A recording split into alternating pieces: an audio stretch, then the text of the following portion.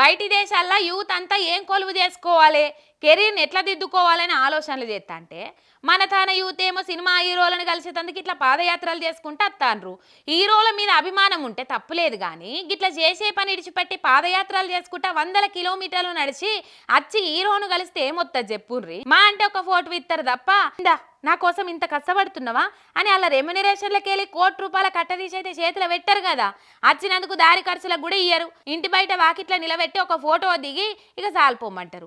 మరి అసొంటోళ్ళ కోసం ఎందుకు భయ్యా ఇట్లా పాదయాత్రలు? మీ తల్లిదండ్రులు మీ ఇంటోళ్ళు బాగుండాలని ఎన్నడన్నా ఇట్లా చేసినావా? వందన శేఖర్ ఈ బ్రదర్ది శ్రీకాకుళం అట.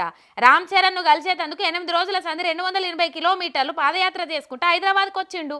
మళ్ళా చేతిలో జెండా పట్టుకుంటు. గిసొంటి పనులకు జెండాని ఎందుకు వాడుకుంటారో తెలియదు. నువ్వేమన్నా దేశం గర్వించే పని చేస్తున్నావా అన్న? తాపీ మేస్త్రి పని చేసుకుంటున్నా అన్నావు, మరి ఆ పని చేసుకోక గిదేం పని అన్నా అని సొట్లు పెడతారు నెటిజన్లు.